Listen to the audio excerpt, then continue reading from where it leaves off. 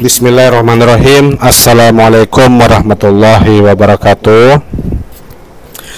Alhamdulillah, dalam kesempatan ini kita akan kembali melanjutkan materi pembelajaran kita, yaitu mengenai Open Document. Open Document ini adalah merupakan salah satu aplikasi open source berbasis web dan memenuhi standar ISO yang bisa kita manfaatkan, kita gunakan di dalam pengelolaan dokumen, baik dokumen yang sifatnya dinamis, artinya dokumen yang masih aktif digunakan, termasuk juga aktif yang inaktif ya, yang sudah mulai jarang digunakan, bahkan arsip-arsip yang mungkin kita sudah jarang sekali untuk membukanya kembali ya, atau biasa disebut dengan arsip statis. Open Document ini memungkinkan untuk semua jenis dokumen tersebut, meskipun juga memiliki keterbatasan-keterbatasan.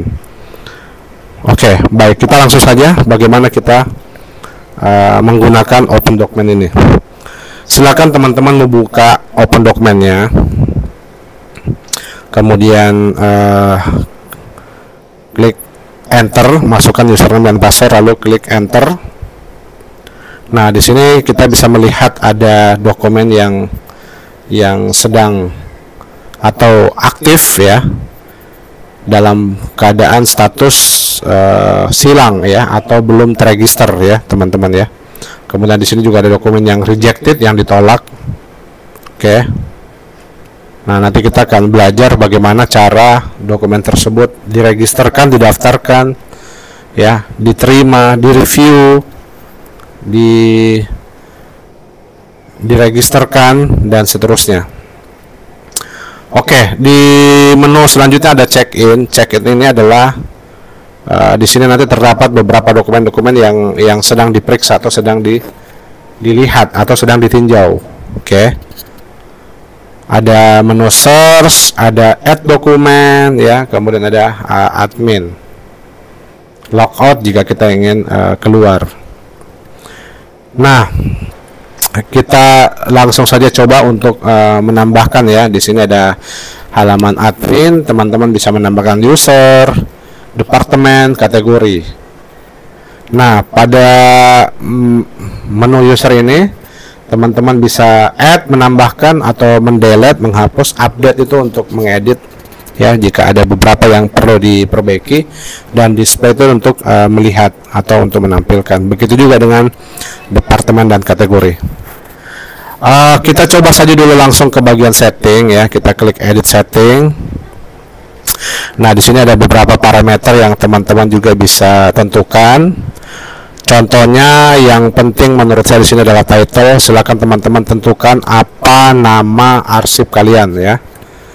Contoh saja saya menuliskannya dengan arsip Azwar Muin, artinya arsip keluarga ya, keluarga dari Azwar Muin. Mungkin teman-teman bisa membuat arsip keluarga dengan memberi nama arsip, nama orang tuanya, atau mungkin nama kalian sendiri, tidak masalah ya. Intinya di sini adalah mengelola arsip keluarga. Bisa teman-teman tentukan.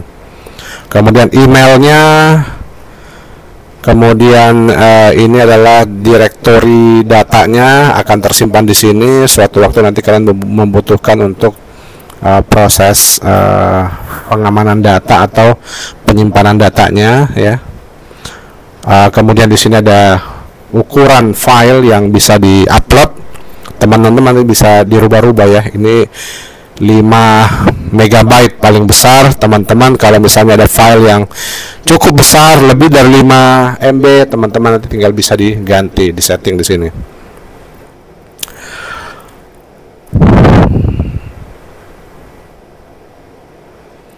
Nah, di sini adalah ada revision expiration. Nah, ini juga menarik teman-teman. Berapa lama kira-kira sesuatu file itu butuh untuk direvisi ya. Nah, kira-kira ini diasumsikan ada sekitar 30 hari ya, untuk dalam 1 bulan ya, dalam 1 bulan. Ini teman-teman nanti bisa di setting ya. Ini dalam hitungan hari. Di sini kan berarti ada 90 hari Kemudian file expire action, teman-teman bisa apa di sini, bisa mau langsung dibuang ya dari file sampai diperbarui. Nah, ini juga menarik karena di sini ada fungsi untuk apa namanya, retensinya teman-teman ya. Ada pengaturan untuk retensi. Jadi kita bisa melihat nanti file-file yang sudah akan siap untuk diperbarui, apakah dokumen itu akan tetap dipertahankan atau tidak. Di sini ada pengaturannya, teman-teman nanti silakan dibaca ya.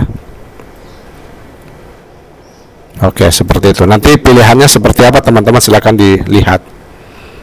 Apakah akan dibuang ya sampai nanti akan diperbarui, apakah ditampilkan daftar-daftarnya ya. Nanti ada pada kolom check-outable. Kemudian mengirimkan email kepada reviewer untuk dicek kembali ya, dan sebagainya. Reviewer di situ bisa berarti peran orang-orang yang kita anggap kita tuakan ya, seperti itu. Lalu authorization, apakah akan diaktifkan atau tidak, true atau false. Kalau true itu berarti akan aktif, berarti nanti dokumen teman-teman itu akan melalui proses review, tidak akan langsung muncul di daftar, tapi ada proses review, akan dicek oleh orang-orang yang dianggap memiliki otoritas ya. Oke, dalam hal ini mungkin bisa jadi bapak atau ibu ya, dan sebagainya. Kalau di departemen atau penggunaan pengelolaan arsip ini tentu saja ini sangat penting ya teman-teman. Jadi file itu, dokumen itu betul-betul ada yang memvalidasi atau ada yang melakukan otorisasi.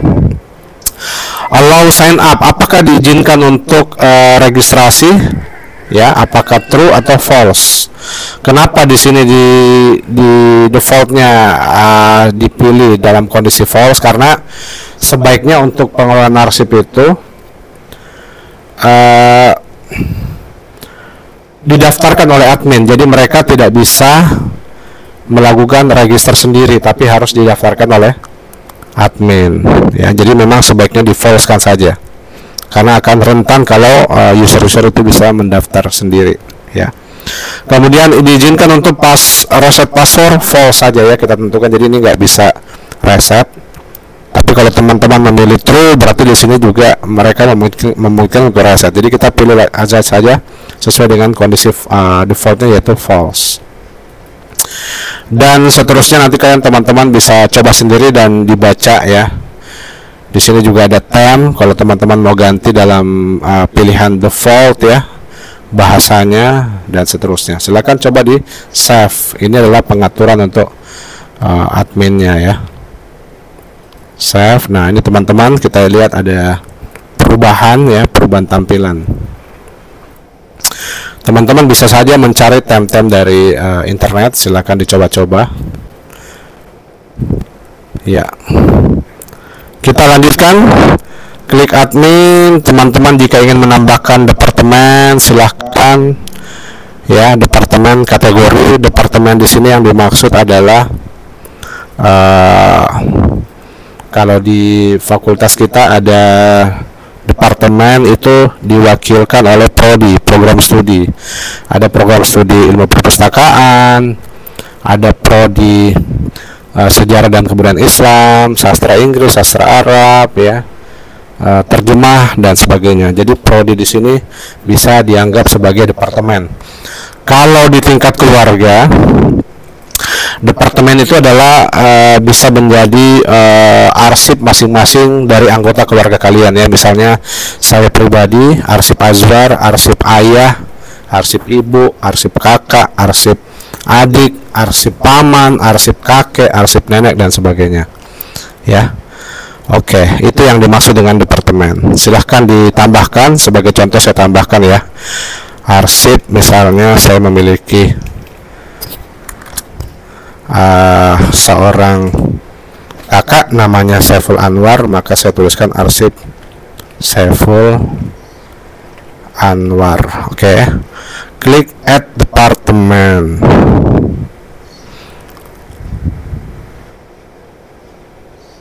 Oke. Kemudian kita coba lihat kembali. Nah, di sini sudah ada arsip Saiful Anwar. Silakan tambahkan arsip yang lain, sesuaikan dengan kebutuhan ya. Oke. Bisa saja nanti teman-teman juga bisa menambahkan arsip keluarga. Arsip keluarga itu yang terkait dengan semua anggota keluarga ya. Tapi kalau misalnya kita kaitkan dengan personal, berarti arsip ini terkait dengan dokumen-dokumen masing-masing dari anggota keluarga kalian. Baik ya. Nah, kita bisa saja delete kalau misalnya diperlukan, bisa diupdate, diedit, dan seterusnya. Kemudian kita pindah ke kategori ya. Ke kategori, kita coba lihat dulu displaynya. Yang dimaksud dengan kategori di sini adalah jenis dokumen tersebut. Apakah berbentuk surat, apakah berbentuk presentation, apakah berbentuk SOP, training manual, dan sebagainya. Contoh yang lain, misalnya kita bisa menambahkan ijazah ya, karena ijazah itu banyak di keluarga, jadi kita bisa menambahkan ijazah ya. Kemudian bisa saja yang lain, misalnya akta kelahiran ya, akta kelahiran. Ada juga misalnya tugas perkuliahan. Tugas perkuliahan di sini tentu banyak sekali, tapi teman-teman boleh memilih tugas perkuliahan yang kira-kira penting untuk diabadikan ya. Biasanya sih tugas UAS. Kemudian presentasi itu teman-teman bisa juga tambahkan presentasi yang pernah atau sering kalian lakukan ya selama ini, apakah di perkuliahan atau di luar perkuliahan yang kalian anggap memiliki nilai penting ya. Itu juga adalah contoh dari kategori. Dan saya kira banyak ya jenis kategori-kategori yang lain. Silakan teman-teman nanti lihat di panduan atau di petunjuk teknis tugas akhir UAS-nya. Ini banyak sekali. Teman-teman silakan dikembangkan. Oke, kemudian kita coba yang lain. Sudah tadi ya, usernya tadi belum ya, kita belum tambahkan user. Baik, kita coba tambahkan user. Kita klik add. Saya punya kakak lagi namanya Siti Nuraini. Last name dan first name silakan teman-teman bisa dibedakan. Ada first name-nya dan ada juga last name-nya. Gimana kalau misalnya satu kata? Berarti namanya double ya. Misalnya namanya Bagas, maka first name-nya Bagas, last name-nya juga Bagas. Bagas. Ya, oke, username-nya kita kasih nama saja Siti. Kemudian nomor handphonenya silakan diisikan, passwordnya silakan dibuatkan ya. Ini contoh saja, passwordnya saya tulis dengan Siti strip 2023. Email address-nya silakan diisikan ya. Ini sih harusnya sesuai dengan data real ya teman-teman ya. Jadi jangan asal-asalan, karena ini kan untuk kedepannya digunakan untuk arsip keluarga. Tapi saya mungkin mencontohkan bukan yang sebenarnya, hanya sekedar contoh saja ya.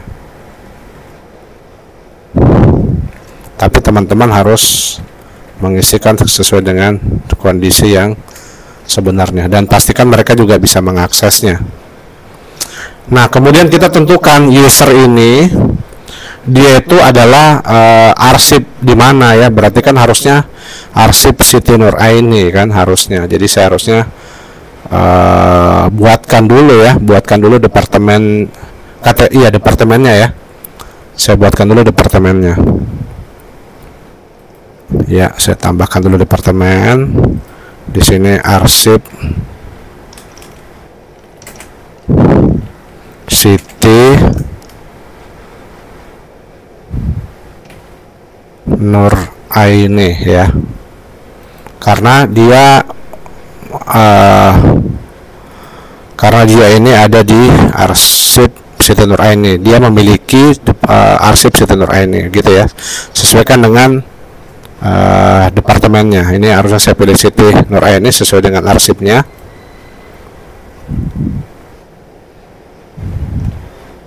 Saya ulangi kembali ya teman-teman ya. Username-nya tadi adalah Siti ya, nomor handphonenya silakan diisikan. Passwordnya tadi adalah S besar City Strip 2023 ya, S nya besar. Emailnya tadi adalah siti.nuraini 71 @gmail.com.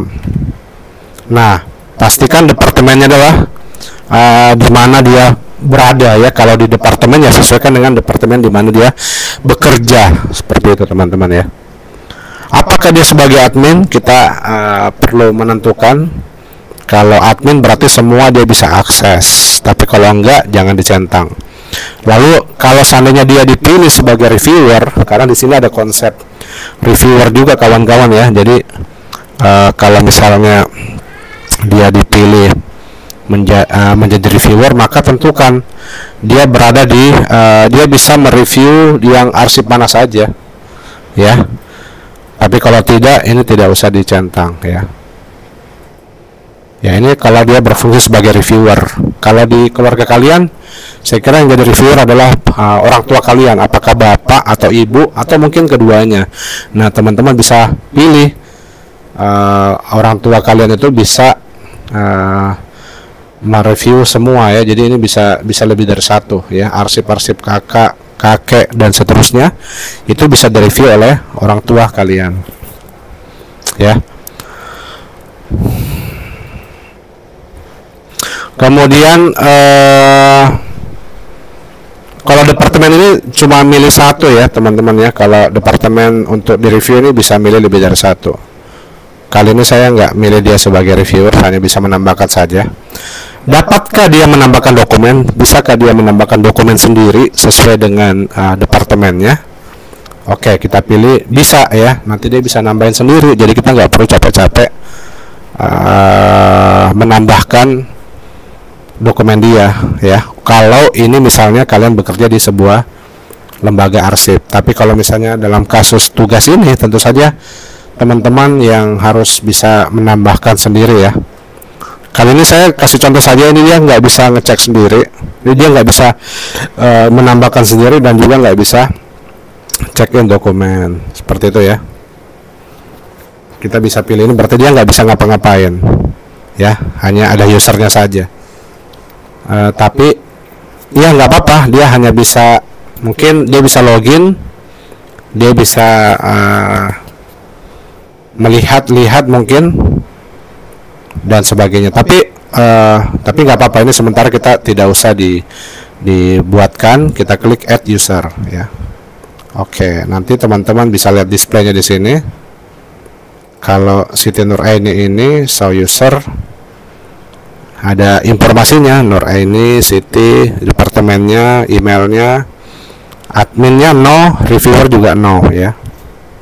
Baik, tapi kalau misalnya user yang lain seperti Saiful Anwar, kita cek, nah dia juga bukan admin ya, dia juga bukan reviewer. Kita cek yang lain, Rahmat Hidayat. Nah, kalau Rahmat Hidayat ini dia berfungsi sebagai reviewer ya. Kalau adminnya juga no. Tapi nggak apa-apa, ini coba kita update saja. Yang Siti Nuraini tadi kita modify, kita boleh menambahkan dia dokumen, nggak apa-apa ya. Dan dia bisa melakukan cek dokumen, update user. Tapi ini tergantung dari kebutuhan teman-teman, tidak selalu harus bisa menambahkan ya, atau bisa mencek dokumen. Bisa jadi dia bisa menambahkan dokumen tapi dia tidak bisa melakukan check in. Check in itu memeriksa, mengoreksi dokumen tersebut ya. Oke, kita klik update user. Saya klik logout. Kita coba masuk username-nya tadi adalah Siti. Passwordnya masukkan. Lalu tekan enter. Nah, kita bisa melihat teman-teman di sini dia bisa menambahkan dokumen ya. Bisa juga melakukan check-in, bisa menambahkan dokumen, check-in. Kalau tadi kita nggak klik dokumen, mungkin dia nggak bisa ya, dia nggak bisa melakukan menambahkan dokumen. Saya kira ini mudah dipahami teman-teman, tidak terlalu sulit. Oh, maaf, ada kesalahan akses ya. Sebentar, saya coba dulu passwordnya.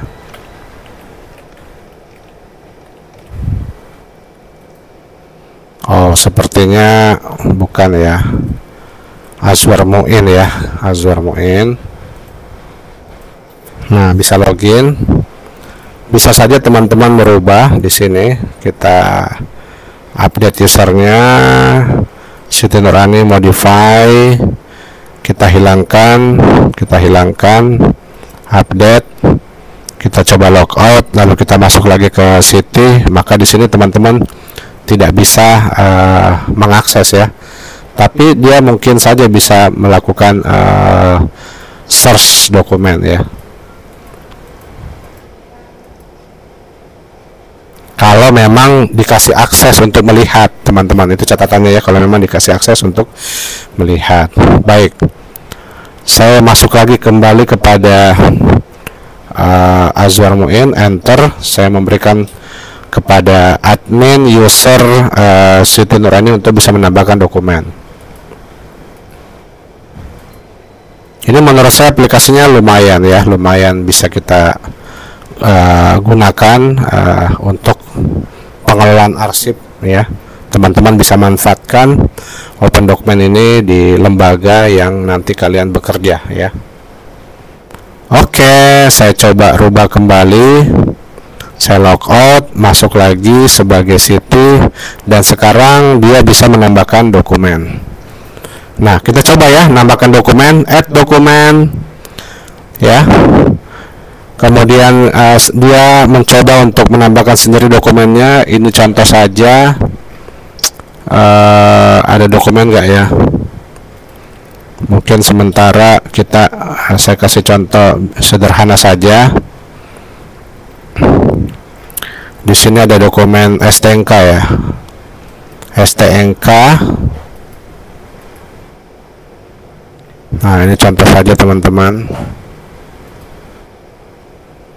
Saya masukkan, add,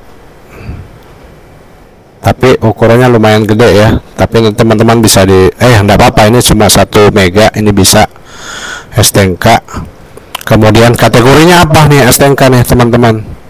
Kategorinya apa? Ini harusnya surat ya, surat kendaraan bermotor ya. Boleh kita masukkan ke dalam letter ya. Kalau teman-teman mau menambahkan kategori sendiri, misalnya surat kendaraan, bisa saja, silakan ditambahkan. Ini contoh saja saya masukkan dalam kategori letter. Lalu permission, nah ini yang menurut saya menarik ya. Apakah dokumen ini masuk di kategori mana ya? Kalau misalnya tadi Siti Nuraini, berarti kita boleh pilih dia sebagai admin.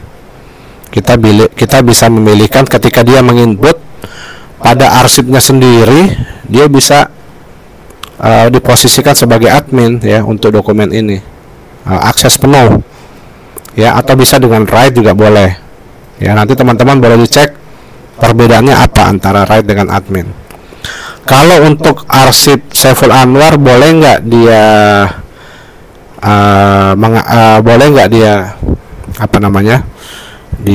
mengakses? Kalau misalnya begini, maksudnya departemen itu si orang yang berada di arsip Saiful Anwar boleh nggak mengakses dokumen ini? Oh boleh, tapi hanya view saja. Kalau arsip Azwar gimana? Boleh nggak? Boleh, dia boleh read misalnya. Nanti teman-teman juga boleh silakan dicek apa bedanya view dengan read ya, bedanya dengan write dan seterusnya. Nah, di sini bisa ditentukan. Ini menurut saya yang menarik ya. Ini menurut saya menarik. Jadi teman-teman bisa ditentukan ya. Kalau information system ini untuk keseluruhan, ini boleh posisinya sampai admin, nggak apa-apa ya. Kemudian kita lanjut untuk permission usernya. Saiful Anwar ini boleh nggak dia mengakses dokumen saya? Oh boleh, tapi view saja ya. Kalau Azwar boleh iya view saja ya. Kemudian Rahmat Hidayat boleh view saja dan seterusnya. Kalau Nur Eni boleh dia sampai admin. Jadi bisa ditentukan sesuai dengan keinginan dan kebutuhan ya, permissionnya baik departemen maupun usernya. Kemudian deskripsinya silakan teman-teman isikan misalnya dengan penjelasan ya. Ini adalah STNK motor misalnya atas nama Siti Nur Aini. Ini contoh saja teman-teman, silakan nanti disesuaikan dengan dokumen masing-masing. Lalu di komentarnya ini bisa dijelaskan lebih konkret lagi. Ya, ini boleh di copy dan di paste. Bisa saja teman-teman nanti tambahkan misalnya STNK merupakan kepanjangan dari surat apa ya, STNK itu saya juga tidak hafal, kendaraan bermotor ya, STNK surat apa ini, nanti teman-teman cek ya, atau bisa lihat di sini surat tanda nomor kendaraan bermotor ya, ini adalah kepanjangannya. Oke, saya tutup lagi, kemudian silakan diklik submit teman-teman. Proses, nah ini adalah hasilnya STNK ya, bentuk kategorinya adalah letter, ukurannya 1 MB, di create tanggal sekian, pemiliknya adalah Siti Nuraini, deskripsinya adalah STNK motor atas nama Siti Nuraini, komentarnya dan seterusnya. Nah teman-teman, sampai di sini Siti Nuraini sudah berhasil menambahkan dokumen ya. Kalau mau dilihat silahkan view ya, di download. Nah seperti itu, atau kita melihat kembali filenya.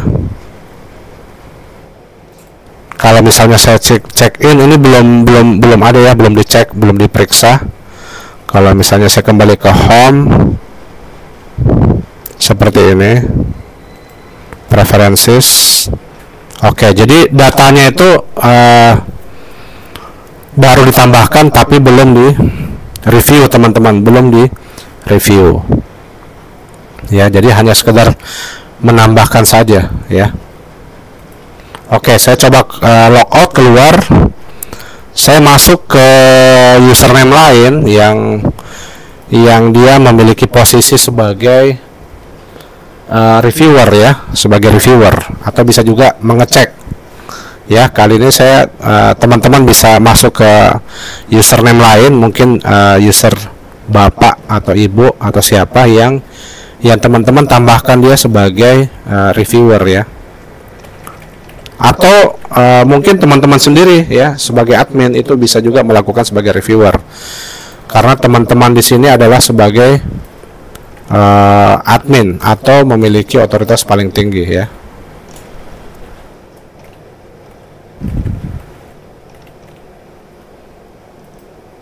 Nah, di sini teman-teman bisa melihat dokumen waiting to be reviewed ya, dokumen sedang menunggu untuk proses di review. Kita klik saja.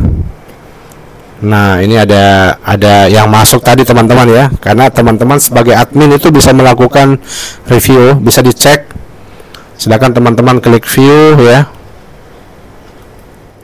bisa di download, nanti teman-teman bisa tinggal dibuka saja filenya ya. Seperti ini contohnya ya, dokumennya bisa dibuka, teman-teman bisa dilihat, bisa dibaca deskripsinya apakah sudah sesuai atau belum. Bisa saja terjadi typo ya, dan teman-teman juga bisa lihat tanggal dibuatnya, write-nya juga ya, teman-teman bisa lihat ya, ini bisa read, write, admin, kapan dimodifikasi, autornya siapa, departemennya siapa, ukurannya berapa ya, dan seterusnya. Kalau teman-teman ingin menyetujui, silakan diklik authorize. Kalau ingin ditolak silakan di reject ya, artinya dokumen ini nggak sesuai atau tidak layak untuk dimasukkan ke dalam berkas ya. Silakan teman-teman kali ini silakan di authorize saja ya.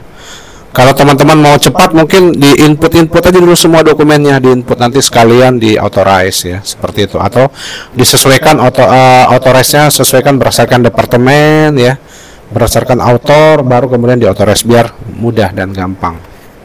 Nah, nanti di sini ada informasi, note, catatan kepada para penginputnya tadi atau yang pemilik dokumen tersebut. Silakan dimasukkan namanya, diberikan subjek, misalnya dokumen sudah oke dan siap untuk didaftarkan atau dimasukkan ke dalam berkas. Silakan berikan komentarnya ya. Kalau mau di email silahkan, karena nanti akan masuk ke email mereka. Apakah kita akan mengemail semuanya user ya, apakah kita akan mengemail semua departemen ya, dan siapa saja yang akan menerima ya, siapa saja user yang bisa menerima informasi ini ya. Silakan diklik, ini bisa lebih dari satu. Kali ini saya milih aja misalnya contoh Siti Nuraini ya, karena dia adalah pemilik usernya ya. Atau teman-teman pilih aja semua, no one, terus nanti pilih semua ya, sesuaikan dengan kebutuhan. Jadi note di sini tujuannya untuk memberitahukan atau menginformasikan kalau dokumen ini siap untuk dimunculkan atau ditampilkan ke dalam sistem informasi ya, dan bisa di searching ya, begitu teman-teman ya. Kalau sudah diisikan, nanti teman-teman tinggal klik authorize ya. Nah, cara kerjanya seperti itu. Maka dokumen STNK-nya ini sudah muncul dan sudah bisa dilihat ya, statusnya sudah oke dan bisa di searching ya teman-teman ya. Kita klik, dokumennya sudah muncul di sini seperti ini. Mudah-mudahan bisa dipahami ya teman-teman ya, penjelasan dari saya. Silakan teman-teman kembangkan sendiri ya, bisa diutak-atik sendiri ya, dan silakan kerjakan tugasnya dengan sebaik-baiknya, dengan penuh ketelitian, dengan rapi ya, karena nanti saya akan mengecek apa yang teman kerjakan di tugas tersebut. Nah, di sini teman-teman nanti bisa melihat ada file list exportnya ya, untuk melihat laporannya ya. Nanti teman-teman tidak perlu bikin laporan, karena nanti bisa diekspor ke sini dan bisa kita lihat. Nah ya, seperti ini contoh tampilan Excelnya ya, seperti itu.